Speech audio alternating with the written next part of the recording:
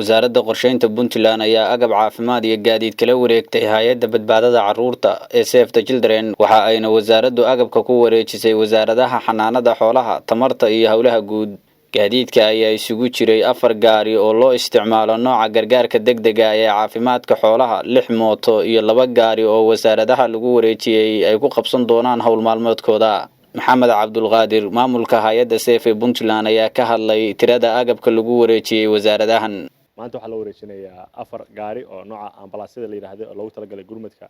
iyo daaweynta xoolaha iyo 2 gaari oo wasaaraduhu ay u isticmaali doonaan shaqooyinkooda caadiga ah iyo 6 mooto iyo qalab caafimaad oo loogu talagalay xanaanada xoolaha waxa moodaa marka shaqadii ugu badneed mashruuca kan oo muddo taaganayd inay dhaqaaqday farxad weyn baa arrintaas noo tahay gaar ahaan waxa ku soo beegmaysaa xilli maanta Puntland iyo guud ahaan Soomaaliya ay wajahayso mar kale oo abaar ah ilaahay maaragtay dadka abaaruhu maaragtay saameeyeen maaragtay haw gurmado oo maaragtay inta hadda xilliga roobka dhiman waxaan rajaynaynaa in Ilaahay roobna siiyo laakiin kulli khasab waxa noqonaysa baabuurtan iyo shaqooyinka socda inay qayb lixaad la ka qaataan gurmadka abaaraha waana sida mashruuca markii hore loo design gareeyay mashruuca markii hore hindisihii uu ku yimi waxay ahayd waa adkaysiga iyo wax ka qabashada abaaraha xilligiisa markaa muu imaan laakiin xilli fiican oo runtii loo baahan yahay buu mashruuc maanta yimi oo Puntland iyo Soomaaliya ay abaar wajahayso waxaan rajaynaynaa marka qayb muhiim ah oo ka qaato abaaraha gaar ahaan biyaha iyo xanaanada xoolaha iyo waxyaabahaas marka xilli fiican buu mashruuc ku soo aaday fulintiisu waxaan rajaynayaa maaragtay shaqooyinka dhimana in dhaqso maaragtay ay u bilaami doonaan haddii alla idmo wasiirada qorsheynta iyo xanaanada xoolaha ayaa dhankooda ka hadlay baahida loo qabay agabkan ay ku wareejisay hay'adda badbaadada carruurta waxaan u mahad celinaynaa IGAD iyo hay'adda Save the Children sida wanaagsan ay mashruucan u hogaamiyeen una dardargeliyeen fulintiisa waxaan si gaar ah ugu amaanayaa hay'adda Save the Children dadaalkooda joogtada ah ee mashruucan oo kor u qaadi doona sugnaanta cuntada iyo adkaysiga abaaraha gaadiidkan aan la wareegayno wuxuu xoojinayaa dadaalka ay wasaaraddu ugu jirto fidinta iyo joogtaynta adeegyada caafimaadka xoolaha taas oo kor u qaadaysa wax soo saarka caafimaadka xoolaha iyo xoolo dhoofinta agabkaas ay ugu horeeyaan baabuurta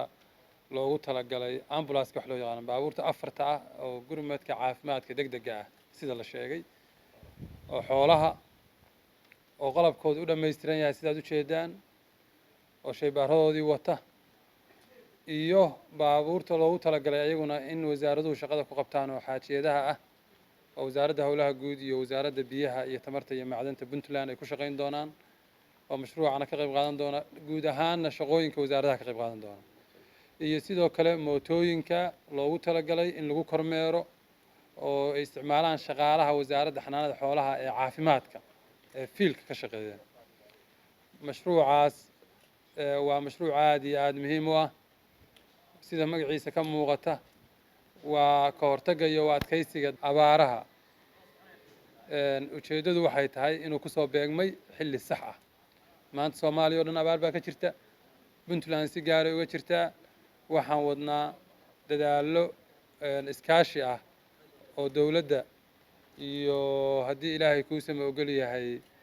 hay'adaha iyo cid kasta oo suurtagal ah aan la kaashanayno inaan ka jawaabno Jaamac Ciise Maxamuud SBC Garow hadal oo ku hadal bishii oo dhan $7 oo kaliya ku darso fariin kasta oo aad dirtaana waa ku bilaash haddaba si aad ugu shubato adeega kaafiye fadlan garaac xidig 8 eber 8 afargees ama xidig 2 eber 2 afargees